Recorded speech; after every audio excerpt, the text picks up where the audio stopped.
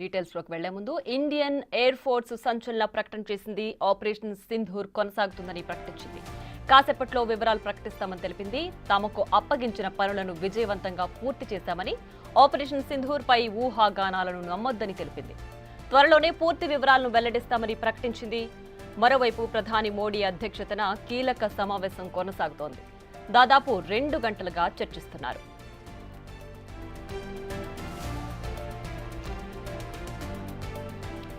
Indian air force సంచలన ప్రకటన చేసింది. ఆపరేషన్ సింధూర్ ఇంకా కొనసాగుతుందని ప్రకటించింది. కాసేపట్లో వివరాలు ప్రకటిస్తామని తెలిపింది. తమకు అప్పగించిన పనులను విజయవంతంగా పూర్తి చేశామని, ఆపరేషన్ సింధూర్ పై ఊహాగానాలను నమ్మొద్దని తెలిపింది. త్వరలోనే పూర్తి వివరాలను వెల్లడిస్తామని ప్రకటించింది. మరోవైపు ప్రధాని మోడీ అధ్యక్షతన కీలక సమావేశం కొనసాగుతోంది. ఈ సమావేశం దాదాపు 2 గంటలుగా కొనసాగుతోంది. ఇందులో కీలక విషయాలను చర్చిస్తున్నారు. ప్రజెంట్ ఆపరేషన్ సింధూర్ ఇంకా కొనసాగుతూనే ఉంది. తమకు అప్పగించిన పనులను పూర్తి చేశామని, ఇంకా దీనికి సంబంధించి పూర్తి వివరాలు వెల్లడిస్తామని ఇండియన్ ఎయిర్ ఫోర్స్ ప్రకటించింది. ఇంకా పాక్ నుంచి దాడులు కొనసాగుతూనే ఉన్నాయి కాబట్టి దానికి సంబంధించి ఇవాళ రేపు ఎలాంటి ప్రణాళికతో ముందుకు వెళ్ళాలి, ఎలాంటి ప్రణాళికని అక్కడ మనం చేయబోతున్నాము అనే విషయాలు ఈ కీలక భేటీలో చర్చిస్తున్నారు. ఈ సమావేశం దాదాపు 2 గంటలుగా కొనసాగుతోంది.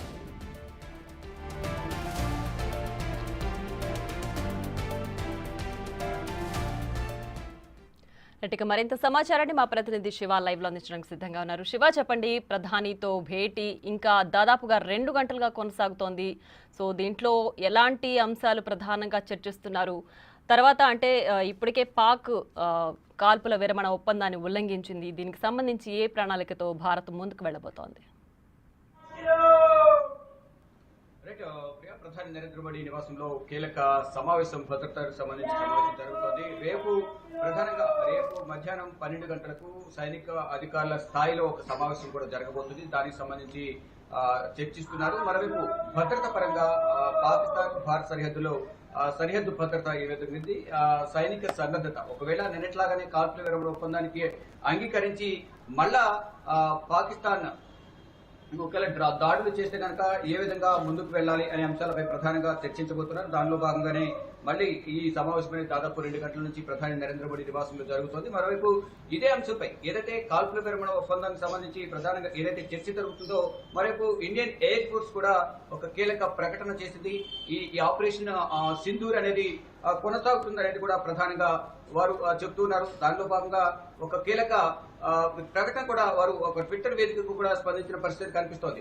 మొత్తంగా చూసుకుంటే ఎక్కడికక్కడ పటిష్టమైన భద్రతా చర్యలు తీసుకుంటూనే కాల్పుల విరమణ ఒప్పందాన్ని అంగీకరించి అభిప్రాయాన్ని ఏదైతే ఒప్పందం కుదిరిందో ఒప్పందాన్ని కూడా దొంగలో తొక్కి పాకిస్తాన్ ఏ విధంగా అయితే దాడులకు తెగబడుతుందో ఆ దాడులను తిప్పికొట్టాలని కూడా ప్రధానంగా భావిస్తుంది. దానిలో భాగంగానే ఈ కాల్పుల విరమణ ఒప్పందానికి సంబంధించి ప్రధానంగా ఒప్పందాన్ని దీన్ని తీవ్రంగా పరిగణిస్తున్నామంటూ కూడా భారత ప్రభుత్వం చెబుతోంది. దానిలో భాగంగానే ఈ ప్రణాళికకు సంబంధించి ఏదైతే భవిష్యత్ ప్రణాళిక ఏ విధంగా ఉండాలి అనే అంశాలపై ప్రధానంగా చర్చిస్తున్నట్టు కూడా తెలుస్తుంది. ఇండియన్ ఎయిర్ ఫోర్స్ ఏదైతే ఒక ట్వీట్ చేసిందో ఆ ట్వీట్ కి సంబంధించి కూడా ప్రధానంగా ఒకసారి చూస్తే కనుక వాయుసేన ఏదైతే ఆపరేషన్ సింధుపై ఎక్స్ వేదికగా కీలక వ్యాఖ్యలు చేసిందని మనం ప్రధానంగా చెప్పుకోవాలి. ఆపరేషన్ సింధూర్ లో భారత వైమానిక దళానికి అప్పగించిన పనులన్నీ కూడా ఖచ్చితత్వంతో వృత్తిపరంగా అన్ని క్రమంగా నిర్వహిస్తాము, తప్పనిసరిగా ఆపరేషన్ సింధూర్ ను తప్పనిసరిగా దీన్ని ఇంప్లిమెంట్ చేస్తామని కూడా చెప్తున్నారు. విజయవంతంగా అమలు చేస్తామని కూడా చెప్తున్నారు. లక్ష్యాలకు అనుగుణంగా, జాతీయ లక్ష్యాలకు అనుగుణంగా ఉద్దేశపూర్వకంగా ఈ కార్యకలాపాలను కూడా వివేకంతో పూర్తి చేస్తాము, తొందరపడి పాకిస్తాన్ లాగా ఇష్టానుసారం వ్యవహరించమనేది కూడా వాయుసేన చెప్తోంది. ఇంకా ఏదైతే ఈ ఆపరేషన్ సింధూర్కు సంబంధించిన కార్యకలాపాలవన్నీ కూడా ఇంకా కొనసాగుతూ ఉంటాయి. తగిన సమయంలో వివరణాత్మకమైన దీనికి సంబంధించి బ్రీఫింగ్ అనేది కూడా త్వరలోనే ఇస్తాము. అంటే ఎవరు కూడా తొందరపడద్దు, వాయుసేన ఏం చేస్తుంది, ఆపరేషన్ సింధూర్ కొనసాగుతుందా లేదా, ఎటువంటి నిర్ణయాలు తీసుకుంటున్నారు ఏంటి అనేది కూడా దీనికి సంబంధించి ఎవరు కూడా ఆందోళన చెందాల్సిన అవసరం లేదు. ఎప్పటికప్పుడు బ్రీఫింగ్ అనేది మేమే దీనికి సంబంధించి అధికారికంగా సమాచారం ఇస్తామంటూ కూడా చెప్తున్నారు. ఎవరి ఊహాగానాలకు వ్యాప్తికి దూరంగా ఉండాలని కూడా చెప్తున్నారు. ఎవరైనా ఊహాగానాలు కానీ తప్పుడు ప్రచారాలు చేస్తే అటువంటి వారిపై మాత్రం కఠిన చర్యలు తీసుకుంటామని కేంద్ర ప్రభుత్వం ఇప్పటికీ చెప్పింది. ఏదైతే ఇప్పుడు వ్యోమికా సింగ్ మరోవైపు అంటే వింగ్ కమాండర్ వ్యోమికా సింగ్ సంబంధించి కానీ మరోవైపు కల్నల్ సోఫియా ఖురేషి సంబంధించి కూడా 2 ఫేక్ అకౌంట్లను క్రియేట్ చేసి దానికి సంబంధించిన ప్రధానంగా ఒక సోషల్ మీడియా వ్యాప్తిగా కూడా కొంత ప్రచారం జరుగుతోంది. ఆ అకౌంట్లు వాళ్ళిద్దరివి కాదనేది కూడా ధృవీకరించారు. ప్రధానంగా ఏదైతే ఇటు సోఫియా ఖురేషి అలాగే వ్యోమికా సింగ్ సంబంధించిన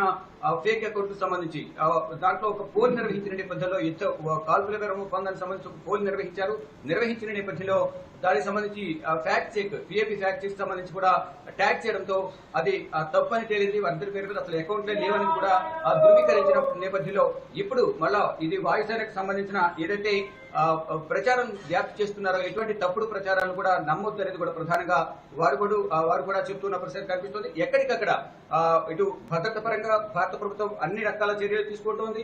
మరోవైపు ఇటు వాయుసేన గాని మరోవైపు ఇండియన్ నేవీ అలాగే భద్రతా బలగాలు త్రివిధ దళాలను కూడా పాకిస్తాన్ పై యుద్ధానికి సంసిద్ధంగా ఉన్నాయి. కానీ ఒకటే టార్గెట్ ఉగ్రవాద స్థావరాలే టార్గెట్ గా మేము పనిచేస్తున్నాం. కానీ సాధారణ ప్రజలు ఆధ్యాత్మిక కేంద్రాలు హిందువులే టార్గెట్ గా అటు ఆర్మీ పనిచేస్తుందని కూడా ప్రధానంగా చెప్తున్నారు. దానిలో భాగంగానే ఇప్పుడు అన్ని అడ్డుకుంటున్నప్పటికీ కూడా ఇటు పాకిస్తాన్ ఏదో విధంగా నష్టం చేకూర్చాలని కూడా సామాన్య ప్రజలపై డ్రోన్లు ప్రయోగిస్తున్నట్టు కూడా భారత ప్రభుత్వం చెబుతుంది.